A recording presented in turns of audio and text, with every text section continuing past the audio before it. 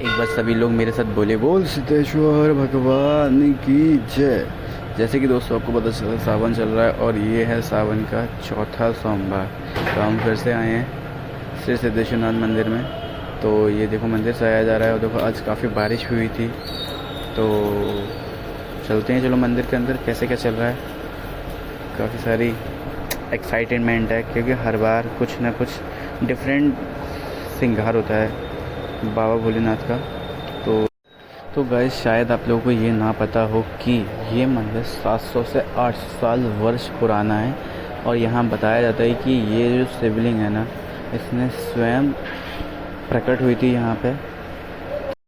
और दोस्तों जैसे कि मैं आपको बताऊँ, इस मंदिर में बहुत सारे सिद्ध पुरुषों ने बाबा भोलेनाथ की सेवा में रहे हैं, जिन्हें हम प्रभु लाल जी महाराज जी के नाम से जानते हैं और टाट वाले महाराज जी के नाम से जानते हैं। और इन लोगों ने स्वयं बाबा भोलेनाथ के दर्शन प्राप्त करके मोक्ष को प्राप्ति की है।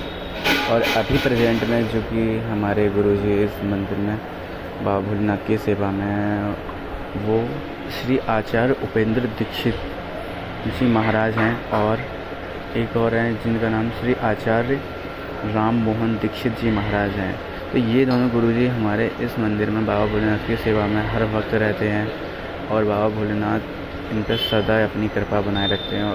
तो दोस्तों देखिए, जैसे कि हम लोग देख रहे हैं कि बाबा भोलेनाथ का श्रृंगार हो रहा है बेला के पुष्प से। और हमारे दोनों ग्रुप बहुत ही मेहनत से लगे हुए हैं बाबा भोलेनाथ का श्रृंगार करके। और एक बार पुष्प लगाने के बाद उसके ऊपर से दूसरी लेयर लगाई जा रही है पुष्प की, जिससे कि बाबा की शिवलिंग अच्छे तरीके से कवर हो जाए। और देखो दोस्तों, गुरुजी हम लोगों के लिए कितनी सारी मेहनत कर रहे हैं कि हम लोगों को बाबा भोलेनाथ के बहुत ही अच्छे दर्शन प्राप्त हों।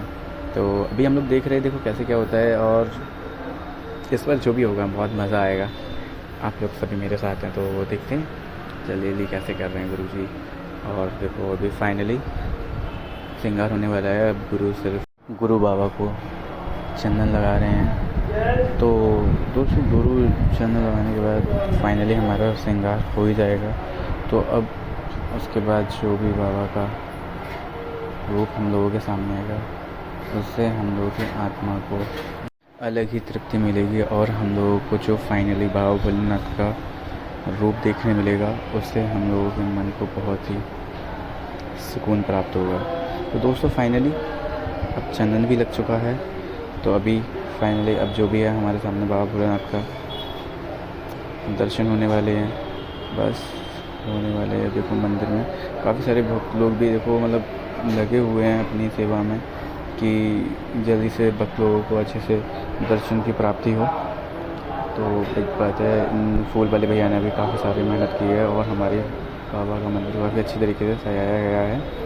तो आप लोग देख ही रहे हो कितनी मेहनत चल रही है मंदिर के अंदर। एक बार ऐसे भक्तों के लिए एक बार हम दिल से बोलेंगे, बोल श्री सिद्धेश्वरनाथ महादेव बाबा की जय। तो फाइनली टच दे दिया है बाबा भोलेनाथ के दर्शन को। तो अभी आप लोगों के सामने बाबा भोलेनाथ के दर्शन। बोलिए हर हर महादेव, बोल श्री सिद्धेश्वरनाथ महाराज की जय।